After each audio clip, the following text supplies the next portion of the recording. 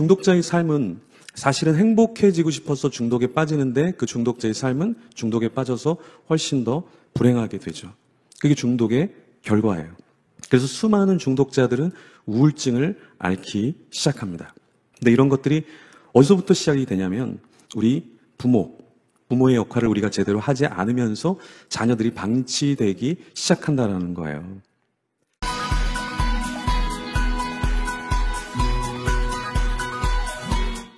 저는 한 25년 동안 다음세 사역을 계속해서 해오고 있는데요.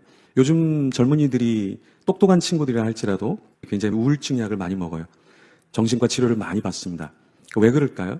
부모님들은 스트레스를 준 적이 없는 것 같은데 은근히 공부에 대한 이야기, 또 세상에서 어느 정도 위치, 그 위치에서 살아야 되는 중압감이 자녀들에게 오기 시작하는 거예요. 그러면서 무엇을 우리가 주지 않느냐면 인정이라는 걸 주지 않아요. 여러분, 우리 가정에서 자녀들이 가장 받고 싶은 게 뭔지 아세요?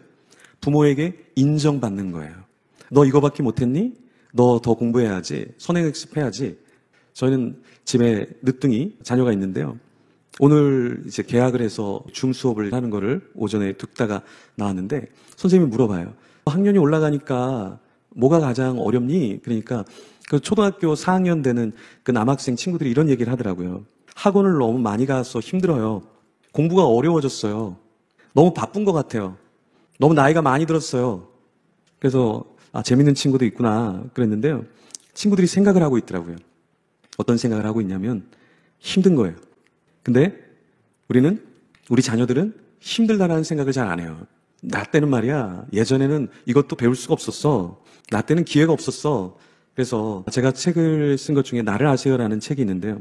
그 책에다가 제가 구체적으로 어떤 얘기들을 좀 적었냐면 우리 자수성가형 부모들, 열심히 공부해서 뭔가 이룬 부모들이 그 다음 자녀들을 키울 때 문제가 뭐냐면 그 다음 자녀들이 길을 못 편다라는 거예요. 그러면서 나타나게 되는 게 뭔지 아세요? 인정을 받지 못하는 거예요. 인정을 받지 못한 친구들의 특징이 뭐냐면 자기 스스로 결정하는 것들을 굉장히 두려워해요. 부모가 모든 걸 다 결정해줘요. 학원도 부모가 결정해주고요. 과외 선생님도 부모가 결정해주고요. 먹는 것도, 놀러 가는 것도, 교회 학교 신청하는 것도 다 부모들이 결정해줘요. 아무리 특별한 집회가 있더라도 부모의 동의가 없으면 거기에 자녀들이 움직일 수가 없어요. 예전에 우리가 클 때는 그렇지 않았잖아요. 우리는 신앙생활을 한다고 핍박을 많이 받기도 하고 내가 스스로 뭔가를 위해서 공부를 포기하면서 주님을 위해서도 일해보겠다 하지만 우리 지금 친구들은 그런 일이 절대 일어날 수가 없어요. 그렇게 했다가는 고난 중간에 십자가에 거꾸로 매달릴 수 있기 때문에 우리 집은 그런 걸 용납하지 않기 때문에 어려워져요. 저도 강남 송파구 있는 교회에서도 섬겨봤는데 다 스카이대 나오고 똑똑한 친구들 굉장히 많아요. 근데 대부분 아이들이 약을 먹고 있거나 상담을 받고 있거나 아픈 친구들이 많아요. 왜 그럴까? 부모에 의해서 끊임없이 비교를 당하게 되고 그 비교를 당하게 되면서 마음 둘 곳이 없기 때문에 가는 것이 바로 중독이에요. 그래서 한 친구는 목사님 말한 중독 저는 다 갖고 있고요. 우울증도, 그리고 저는 병원에도 다니고 있어요. 그래서 넌 문제가 뭐니? 저희 아버지가 스카이대 치과 나오시고 이렇게 하고 있는데 자기가 그 대학을 못 가니까 눈을 마주쳐주지 않는다라는 거예요. 그래서 자기가 반수, 대학을 가는 척 하면서 수능을 다시 공부를 했는데 그래도 스카이대는 못 간 거예요. 여전히 아버지가 눈을 마주쳐주고 있지 않다라는 거예요. 그런 가정에서 중독에 걸리게 되고 우울증 약을 먹고 있다라는 거죠.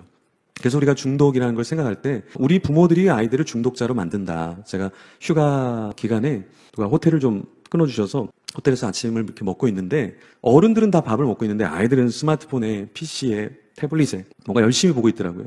아무도 안 먹고 있어요. 그래서 제가 아내에게 여보 저기 좀 봐. 아이들은 먹지 않고 부모만 먹고 있네. 근데 아내가 여보 조용히 해. 사람들이 듣겠어. 들으라고. 정말 한 명도 아이들은 밥을 먹질 않아요. 다 뭔가를 보고 있어요. 왜 그럴까요? 부모가 그 아이들을 방치하기 때문에 그래요. 왜냐하면 그게 편하거든요. 그게 손주 키울 때도 편하고요. 자녀 키울 때도 그냥 알아서 각자 스마트폰하고 각자 시간을 보내게 하면서 가족이 하나 되는 게 없다라는 거예요.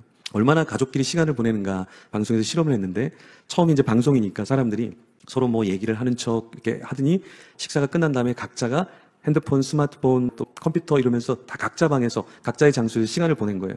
실험이 끝난 다음에 얼마나 같이 시간을 보냈습니까? 처음부터 끝까지 같이 시간을 보냈다고 사람들이 이야기를 하더라는 거예요. 서로 다른 곳에서 다른 것을 하고 있으면서 집이라는 공간에 있었다라는 것 때문에 같이 가족과 뭔가를 했다라고 생각을 하고 있더라는 거예요. 우리는 어떻습니까? 우리나라가 아버지가 자녀와 대화하는 시간이 하루 26분, 그것도 많은 거죠. 보통 7분 이렇게 얘기도 하기도 하는데 7분 동안 26분 동안 하루에 계속해서 대화하는 가족이 얼마나 될까요? 서로가 7분, 26분 이상은 스마트폰을 하든 컴퓨터를 하든 뭘 하는 시간은 굉장히 많은데 지금 우리 가족 안에는 대화가 끊겨져 있다는 거예요. 연결되어 있는 것이 없다는 것은 뭐냐면 방치되고 있다는 거거든요. 그러니까 방치된 사람이 바로 어떤 사람이냐면 중독에 빠지고 우울에 빠지는 사람이라는 거예요. 우리 다음 세대들을 상담해 보면 엉어리가 젖어 있어요. 어떤 엉어리가 젖어 있냐면 나는 부모에게 사랑을 제대로 받지 못했다라는 거예요. 근데 부모님들은 억울한 게 많아요. 나는 그렇게 많은 걸 해주고 나는 그렇게 많은 시간을 줬는데 이 아이는 왜 나 마음을 몰라줄까? 근데 이걸 아셔야 돼요.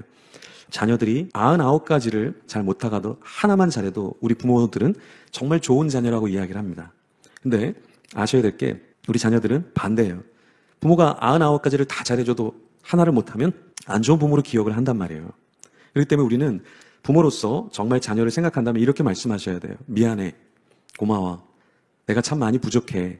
처음 부모가 돼봐서 나도 잘 몰라. 한다고 했는데 이것밖에 안 됐네. 이런 말을 부모가 참 많이 자녀에게 해줘야 돼요.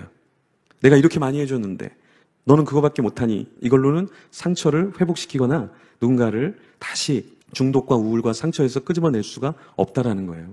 그래서 우리 부모는 항상 그렇게 고백해야 돼요. 내가 부족하다. 내 잘못이다. 내가 참 연약했다. 이 말을 우리는 계속해서 해야 되는 것이죠. 역시 자녀들도 마찬가지로 부모에게 감사한 마음의 표시를 해야 되겠죠.